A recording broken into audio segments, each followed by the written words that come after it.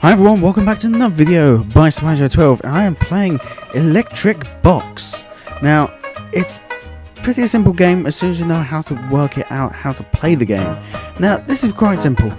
When power starts off where the switch is, where I've just clicked in, and pretty much lights up that light bulb right there, and solar panel picks up the light bulb, and then just generates electricity and goes to the power at the end. So, it's all the whole game is getting power from the power source right down to the power end. Now with this one it's pretty much the same principle with the other one, but you also get water. Now with water, it took me a while to realise that actually with water, when power goes through water, it should really spark and kill everyone in the whole room. It doesn't. For some weird reason it boils and it drips, and somehow water drips can somehow turn a wheel. Don't ask me how this works, it's how the game's programmed. But anyway, going to the next one. Now, this was interesting at first, but I'll skip to here because it took me quite a while to realise. Now, power source to the left. Kettles send power through it, it steams, even though you don't really fill them up with water, but oh well.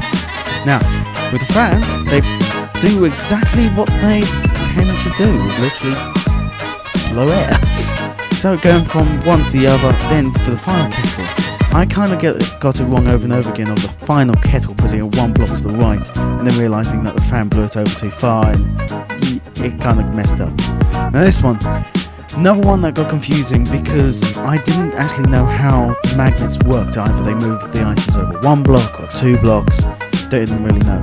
Until I actually just really messed around with the electronics at the back of the magnets. Found out it actually pulls any item that's in line with it directly to it. So, because you can't really move that, they have a sensor for steam, you have to use a magnet. That's pretty much that. Now with next level, level 5.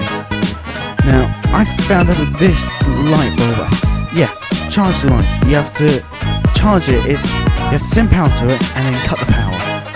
Now at first I thought, instead of using all the items, I could probably cheat. Not really cheat, but sort of find a loophole with this. So I thought, simple. Steam up the till and literally charge up the light. Simple. This is before I realised this is a charging light. A charging light, you have to give it power and then take away the power. I didn't realise that at first. And at any second now, I actually realise to myself that, ta-da! You'll need to give it power and then kill the power. Let's generate light. It only travels in one direction. Hey, that would be a good band name. So, after a long while of trying to work out what actually I'm doing, I worked out this method. Now it does look a bit confusing, but it's kind of like a dominoes effect. So at the moment it's generating power to the light bulb, but it's also heating up somehow this water generating steam. Still don't know how that works in real life. But you don't really see wires up in the middle of the air with people controlling them and a mouse is moving electronic components around. But that's a different story. So now it's cut the power, it finally lights up that solar panel and finally gets to the end. About time. Now I'm not really going for time on these ones because I'm mainly just trying to work out how to actually do them. Now I worked out with these black boxes that you can see going in a diagonal shape, you can't put items there, and I don't think lasers can pass through it, but electric can. So I've found out with lasers, they don't really go into much detail, but they're secretly mirrors as well, so you pretty much bounce off the laser. One thing I really noticed with this one is trial and error. They give you a slight hint of the items they give you. Like when they give you magnets, it's obviously you need to move an item along. When they give you mirrors, obviously you need to bounce a laser around. And this one is pretty much the final mirror which moves along with the magnet. I didn't actually realise, but at the last mirror that bounces, it bounces off. Now this requires at least 3 to 4 seconds of power that I kind of realised, but didn't really first realise. So I had to cut quite a bit out of this. And you'll notice here I'm trying to still work it out. And any second now, it took me a bit of time. But what I noticed is these little IPS batteries hold a bit of a charge. It's like a capacitor. So pretty much all I wanted to do is give that fan, a tiny little fan, a tiny bit of power. think, yeah, it can only hold that much, a small amount of power, but it's good enough to generate that bulb. Yeah, it's only level 8, so I'm trying to think, I wonder if they use it anymore, because I remember the other fan they used. Oh, this one confused me quite a bit at first, as in, I didn't really grasp the concept of which way it needs to go, and then I realised that kettle, yeah, see, I moved it just then, because I realised that my mistake, because I need to have steam there, but it works out a bit confusing where that one, the steam generator that's attached to the water can only generate for that water, and it can't generate for anything else. That's where I kept on going wrong. I thought, why isn't this generator that's connected to the water work for both of them? But in the end, that works. So that's level 9, done and out of the way with the random water. Who thought water and electrics would go so well? Now, this is when they finally introduced the electronic bots, which are actually quite fun to mess around with. When I completed all these levels and got all done, I kind of messed around with if I could cut corners with some of these. It kind of works sometimes, but it was okay. This bots would literally move them as far as they possibly can. I wish they had some animations just added onto it, just so when they got to the end, just disappear, just walk off the edge. Simple as that. I found out I was getting a bit confused as well with when water gets passed through when electric is passed through that water. I didn't know that I could pass over wires at first. This one, I always find I was able to work this out pretty quickly, because I was just thinking, with that massive drop, the dropping ball at the top, I was actually trying to work out, obviously, if it can be generated with power, can it just drop off the ball? I thought, I could easily break something in the game. So, worked out this way, of that special light bulb that needs power, then cutting the power, exact same theory. So, next level, level 12. Hey, wherever I go, it's always level 12. Just 12 in general, everywhere. Now, this does look very confusing, and that's true, because it is. If I found it confusing. Now, with these, all very interestingly lined up, those black boxes yet again.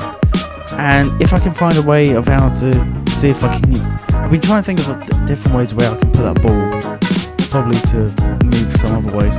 Because if they've designed this level to work like this, I'm trying to work out other ways of how to complete the level, but in the ways that they didn't really plan for. But so far, pretty much completed the levels, but I'm not really going for time because I'm trying to work it out. This dragged on a bit. So this, I was getting a bit confused with what the bots can actually do, whether if it picks up stuff, would the item stop, or would the bot stop with it, like that. I didn't know whether it will be the bot will carry on going right to the end. It would probably glitch out with this water. I'm very good at finding glitches, I don't know why. It's usually either something always crashes. I remember there was one game I couldn't do a walkthrough because the only reason why is it wouldn't work. I found a glitch that actually broke the game itself in one of these Flash games. It's annoying when that happens. Right, level 12 out of the way. Now level 14. Even I got confused with this one. It's trying to pretty much get this steam to dodge all the other steam generators, but get to the part you want it to get to without, because everyone, if you knock any of these sensors, will go to then that ball dropper that will then knock off the power supply that you want to get to. And one thing they don't actually explain in this game is sometimes you get a bit confused what can go where, like steam can pass over wires, or the electronic robot thing that can pick up items can also go over wires, and why items it's picking up can go over wires. I don't think they actually explain that in the game. But, yet again, just literally that way, somehow it works. And pretty much 2 fans, it moves it 2 blocks, that's the only way I was able to work it out. Anyway, next level, level 15. This one is pretty much, it's all a dominoes effect. And, well, gonna take me quite a while to explain it. And as they say, well, picture paints a million words, but this is going to have to paint. A video could paint a lot more words than just a simple one frame. And yeah, it's a lot of mirrors, a lot of lasers, and lots of breaking things. What was first worried is, if you break an item and as it's falling down, does it break other items as it goes? So I was getting wrong into the thick of, does it break other things? Maybe you can break multiple things all the way down. But I found out that's not true. So the only thing that can break things are these balls that drop down, and that's it. And I found out. I've tried many other ways, but yet again, it's this light bulb that needs power, that generates it, and then you have to cut it down. So using the bot again, which somehow gets to walk over wires and not get affected, gets to move that electronic capacitor out of the way, then you can light up the ending. Now that's level 15 out of the way, so thank you everyone for watching another video by SpiderJ12.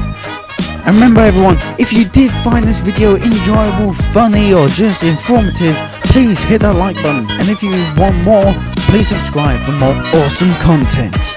Thank you everyone for watching.